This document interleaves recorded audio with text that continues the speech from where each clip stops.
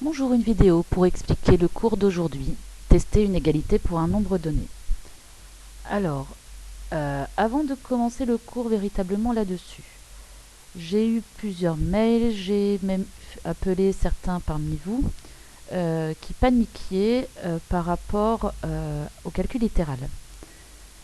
Parce que vous me disiez, je ne comprends pas. Alors, dans le calcul littéral, il y a très peu de choses vraiment à comprendre. Là, pour le moment, pour vous en 5e, c'est surtout bien regarder la consigne que vous avez et appliquer la méthode qui correspond. Si on vous demande de simplifier une écriture, vous prenez votre feuille simplifier une écriture, c'est-à-dire enlever les signes fois.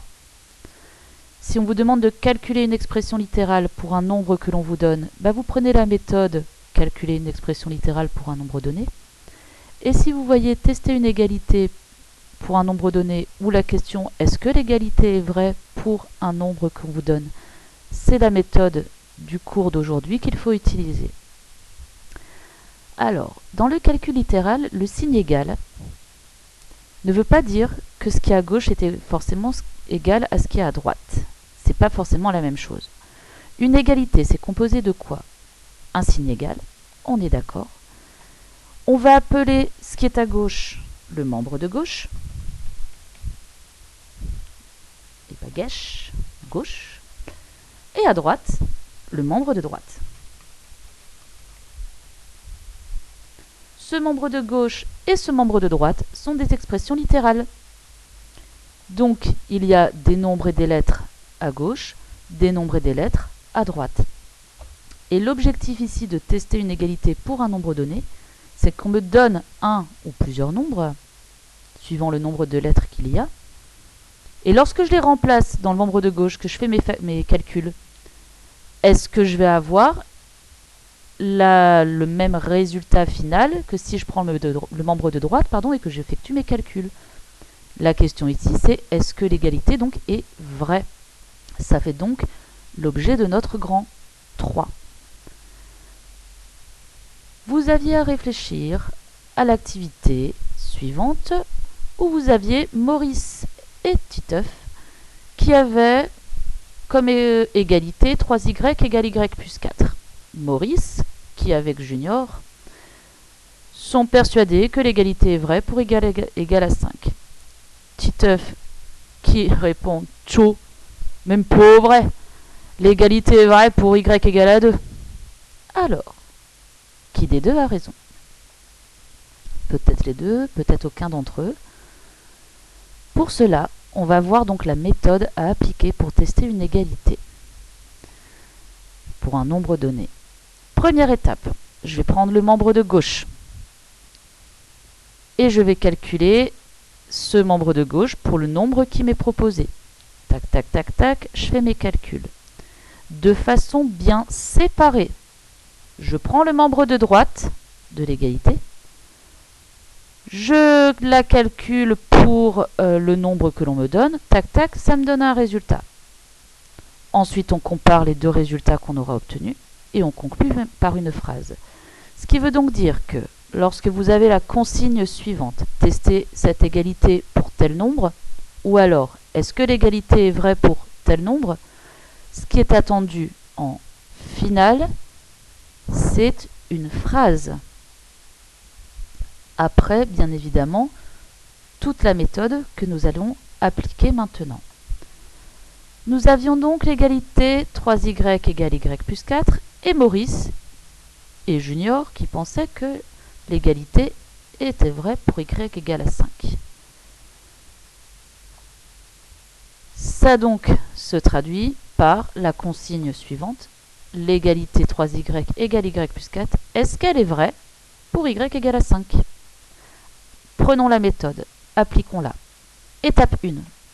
Je prends le membre de gauche. Alors, le membre de gauche ici c'est quoi? C'est 3y. Que dois-je faire avec? Calculer 3y pour y égale à 5. Donc on prend sa méthode, calculer une expression littérale pour un nombre donné. Qu'est-ce qu'il nous faut faire d'abord?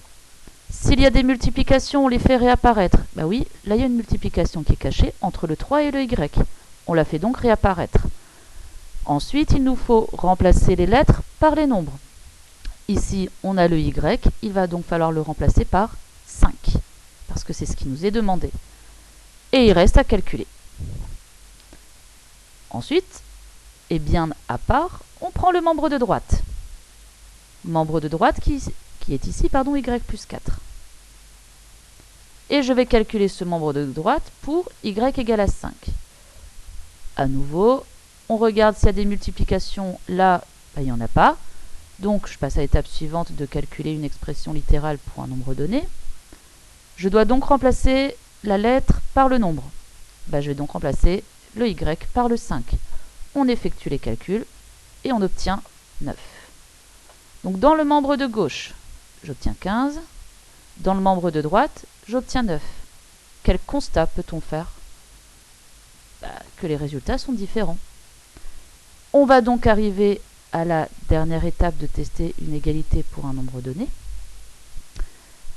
La phrase de conclusion. Donc l'égalité 3y égale y plus 4 n'est pas vraie pour y égale à 5.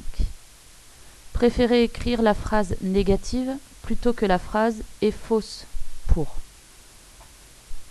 Donc pour répondre à ce qu'on avait au départ, c'est que Maurice a tort. Alors, il vous est dit d'écrire les choses bien séparément. Ben oui, si vous écrivez les choses les unes à côté des autres. 3y égale y plus 4. Vous écririez quoi après? On refait réapparaître les fois là où il y en a, et à la place, à la place du y, on met le 5. Hop, allez, c'est fait. Allez, on calcule, on a 15 d'un côté, 9 de l'autre. Est-ce que 15 est égal à 9? Là, vous écrivez quelque chose de complètement faux. Le nombre 15 et le nombre 9 sont deux nombres bien différents. Donc, surtout, séparez bien les calculs que vous faites avec le membre de gauche et les calculs que vous faites avec le membre de droite. Allons-y pour Titeuf. Il se pose la question donc, est-ce que l'égalité 3y égale y plus 4 est vraie pour y égale à 2? On reprend la méthode membre de gauche. On prend le 3y. On doit la calculer pour y égale à 2, cette fois-ci, parce que Titeuf pense que lui, l'égalité est vraie pour y égale à 2. Donc, je fais réapparaître les signes de la multiplication lorsqu'ils existent. Oui, entre 3 y, il y en a un. À la place du y, je ne veux plus voir de y, ça va être le nombre 2. Et quand on fait 3 fois 2, on obtient 6. Étape suivante, on prend le membre de droite et on va le calculer pour y égale à 2. J'ai pas de multiplication, donc je vais remplacer la lettre par le nombre 2. Ça va nous donner 2 plus 4, et la somme fait bien 6. On obtient 6 dans le membre de gauche, on obtient 6 dans le membre de droite. Quel constat fait-on? Qu'on a bien les mêmes résultats. Ainsi, l'égalité 3y égale y plus 4 est vraie pour y égale à 2. Donc, Titeuf avait raison.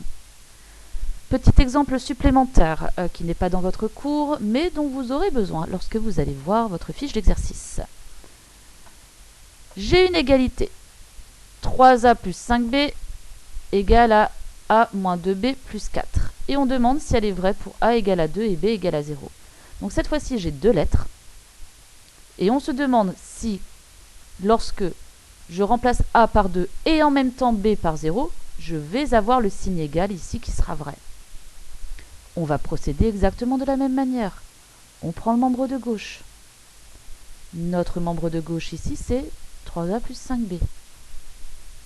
Et on va calculer pour a égale à 2 et b égale à 0. A égale à 2 et b égale à 0. Alors, à nouveau, on fait apparaître les signes de la multiplication là où ils existent.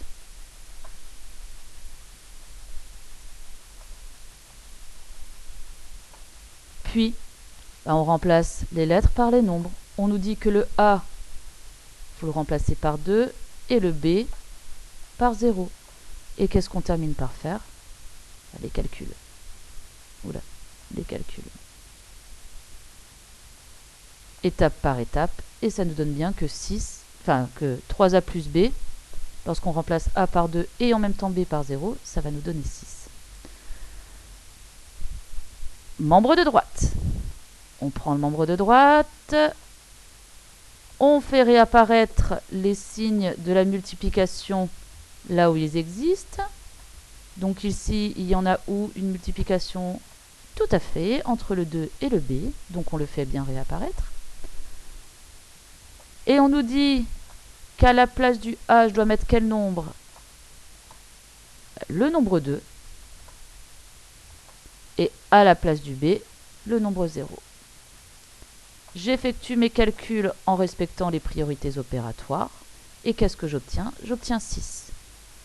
On a 6 avec le membre de gauche, on a 6 avec le membre de droite.